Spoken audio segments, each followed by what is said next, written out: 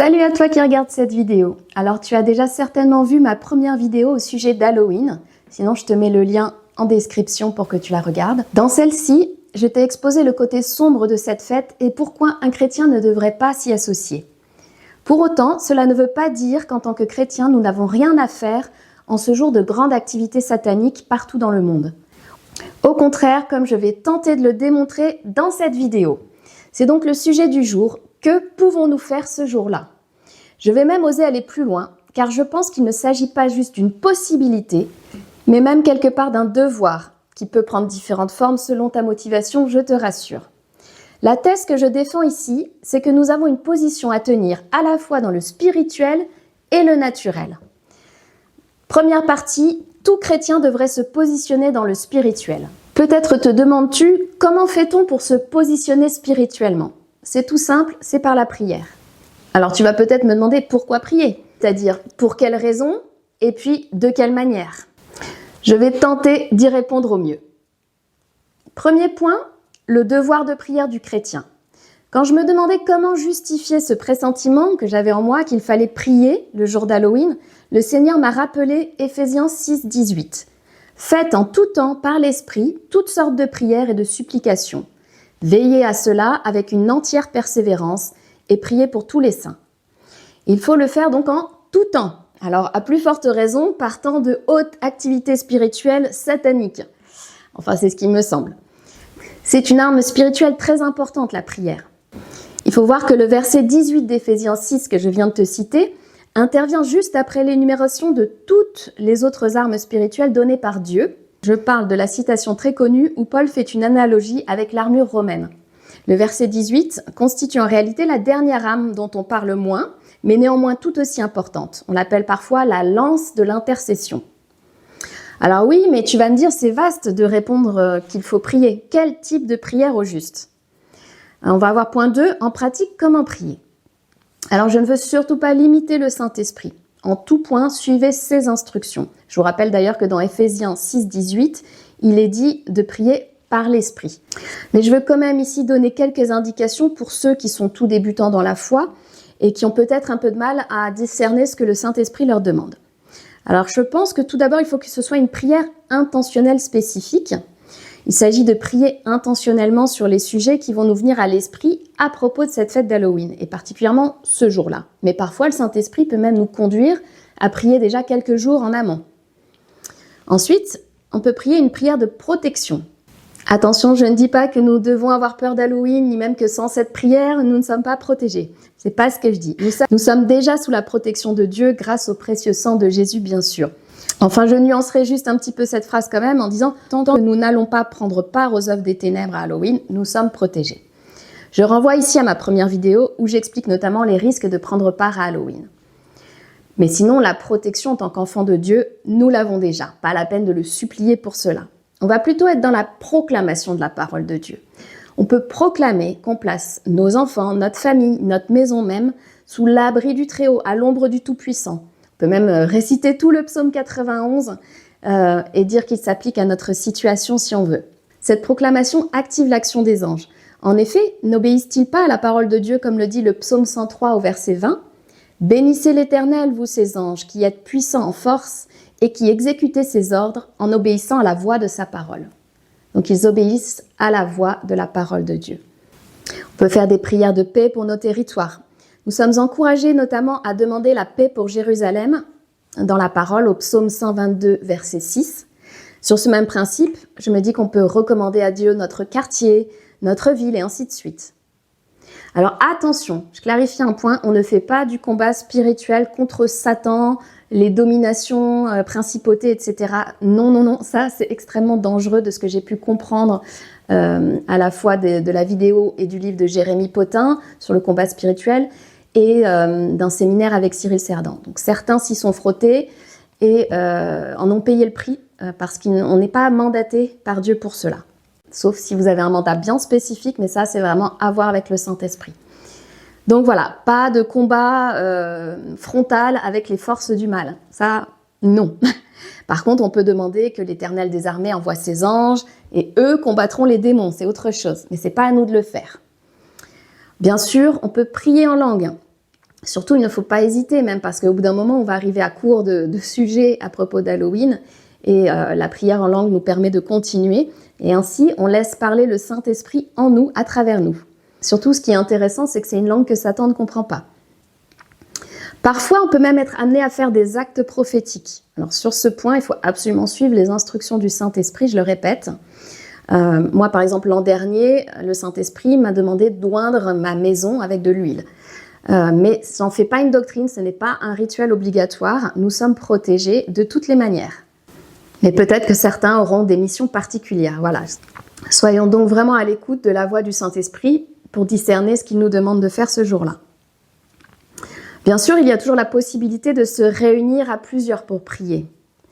On sait que lorsque l'on se met d'accord devant le trône de Dieu, alors il répond à nos prières. Donc c'est vraiment efficace de se mettre ensemble sur un même sujet, d'intercéder ensemble.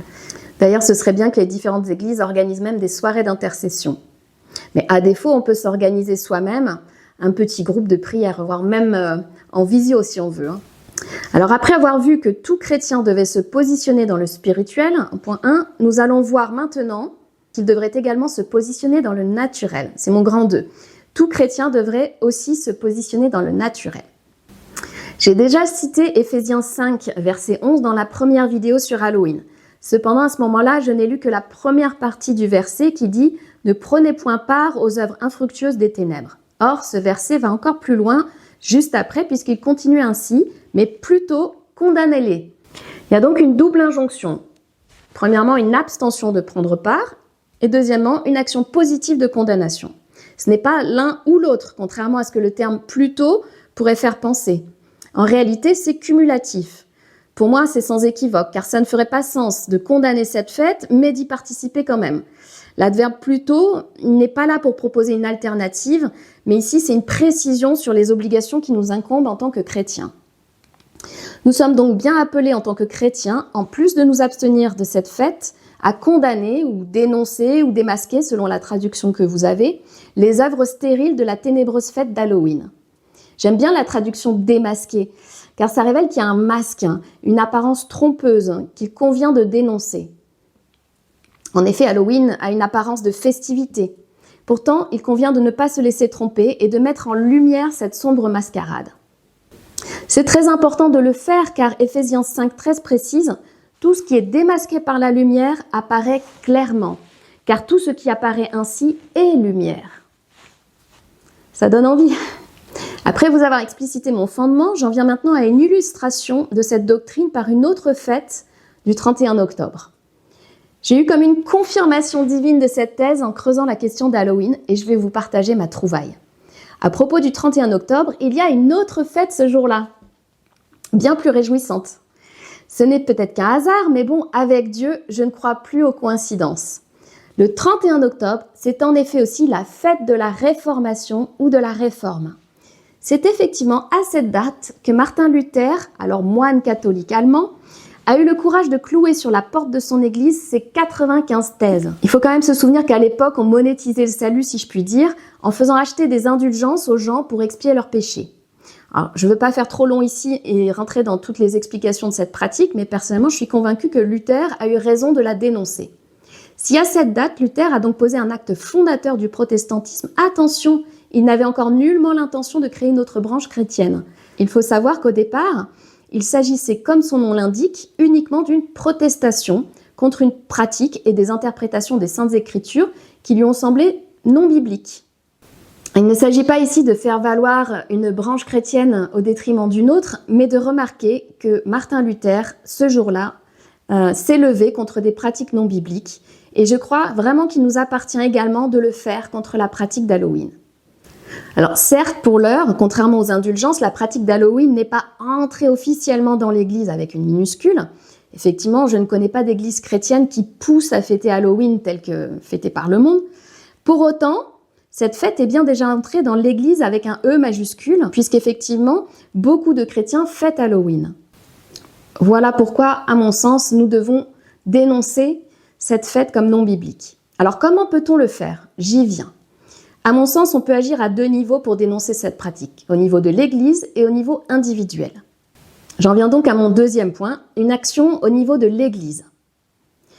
Il me semble plus que nécessaire que nos églises, avec une minuscule cette fois, s'emparent officiellement de la question, car c'est leur rôle de berger, de guider leurs troupeaux. Le risque sinon, pour paraphraser Osée, c'est que le peuple de Dieu périsse faute de connaissances. J'ai été heureuse de lire récemment un article d'une revue catholique relayant le cri d'alarme de l'Association internationale des exorcistes, pour qui exposer les enfants à Halloween, c'est les mettre en contact avec l'occultisme et le mal. Je vais vous mettre le lien vers l'article. C'est très bien cette prise de position officielle. On ose appeler un chat un chat. Alléluia. Et même on détaille les risques encourus, puisque les exorcistes vont jusqu'à poser les questions suivantes. Voulez-vous que vos enfants fassent des cauchemars? Voulez-vous les exposer à la sorcellerie? Voulez-vous que les démons influencent leur vie? Waouh! J'étais vraiment contente de lire ça. Sauf erreur de ma part, je n'ai pas vu une telle prise de position de la part du CNEF, le Conseil national des évangéliques de France, ou des fédérations protestantes. Et c'est bien dommage à mon sens, il le faudrait. On a besoin d'une action au niveau les plus élevés de la hiérarchie, si j'ose ainsi m'exprimer, puisque peut-être que vous le savez, dans les églises protestantes, il n'y a pas stricto sensu de hiérarchie. Toutefois, les prises de position du CNEF et des fédérations ont bien évidemment un impact sur les églises locales. Donc ce serait vraiment intéressant qu'il y ait des prises de position à ce niveau-là. Et puis bien sûr, au niveau des pasteurs ou des prêtres, il peut aussi y avoir des actions qui sont menées. Et il faut absolument que ceux-ci informent leurs brebis, surtout les jeunes convertis, sur les dangers liés à la participation à cette fête. Peut-être peut-il y avoir aussi d'autres initiatives pastorales, notamment à destination de ceux qui ne fréquentent pas les églises, comme en distribuant des tracts d'information un petit peu en amont du 31 octobre.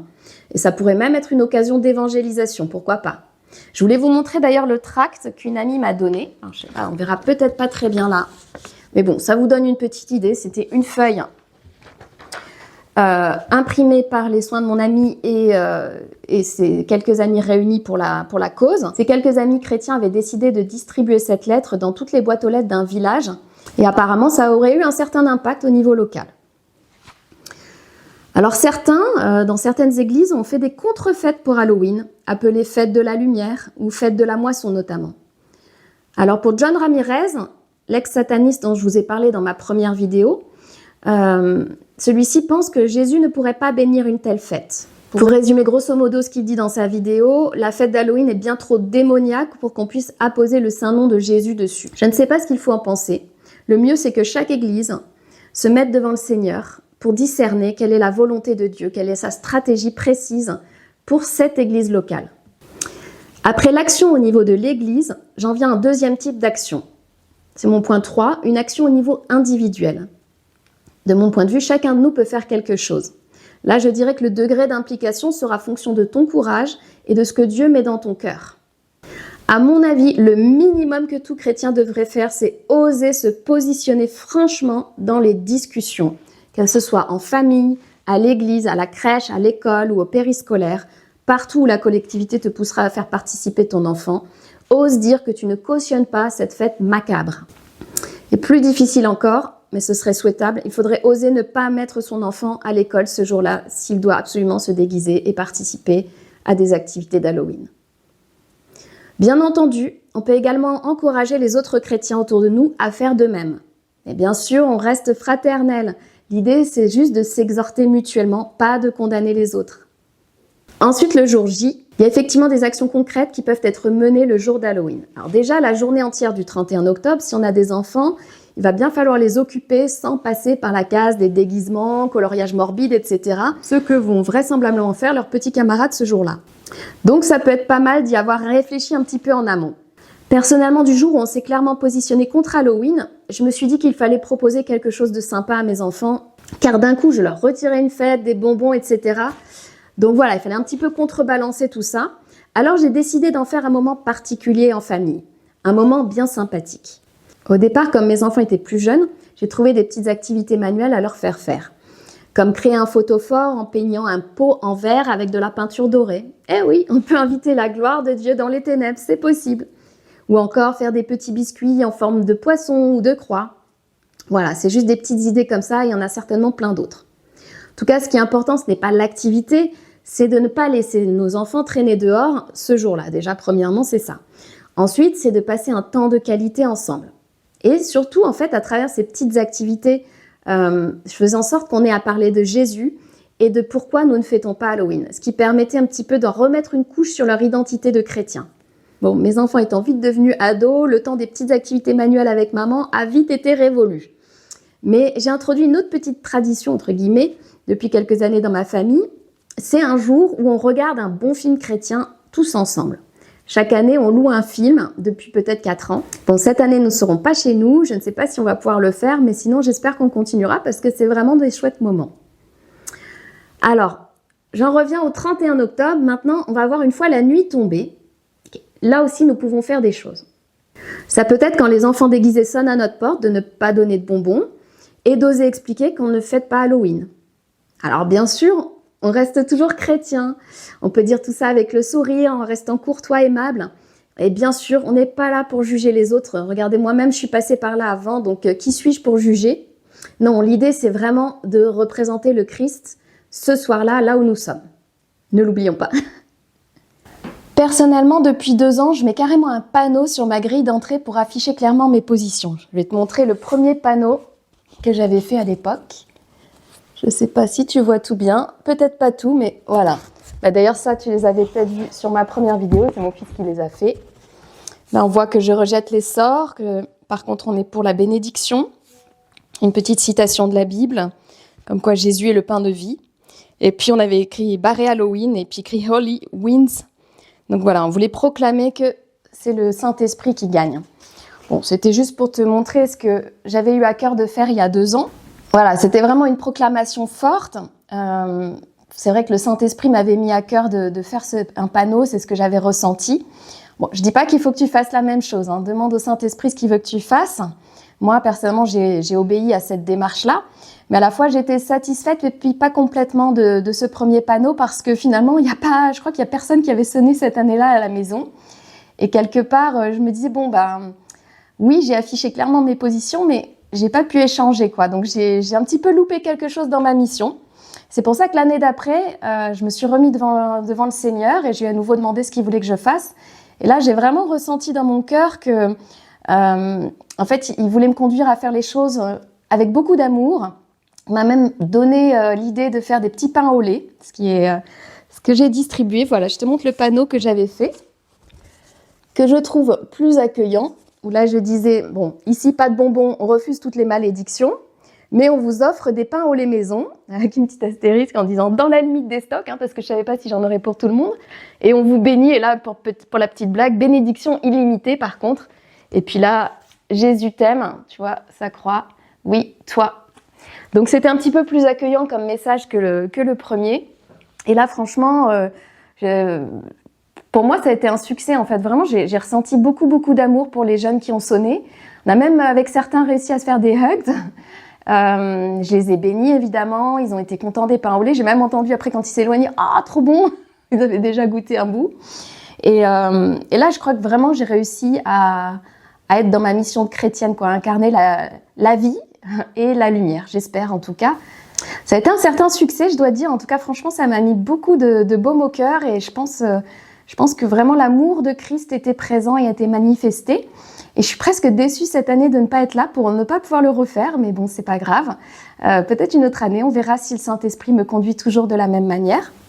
Si tu as regardé cette deuxième vidéo sur Halloween, j'imagine que tu avais regardé la première avant et que tu avais déjà résolu dans ton cœur de ne pas participer à cette sombre fête des ténèbres.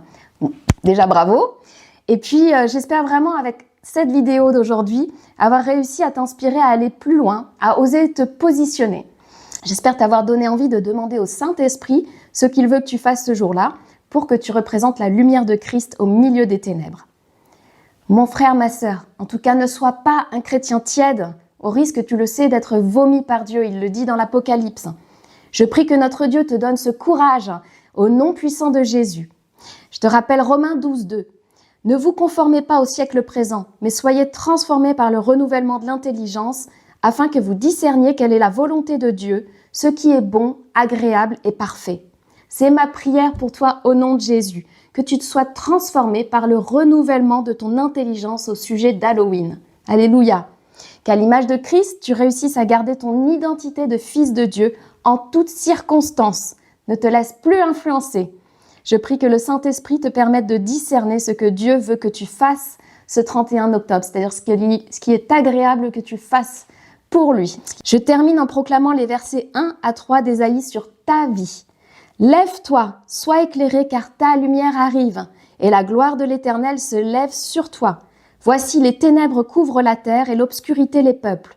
Mais sur toi l'Éternel se lève, sur toi sa gloire apparaît. Des nations marchent à ta lumière et des rois à la clarté de tes rayons. Amen. Eh bien écoute, sois béni mon frère, ma sœur. À tout bientôt j'espère.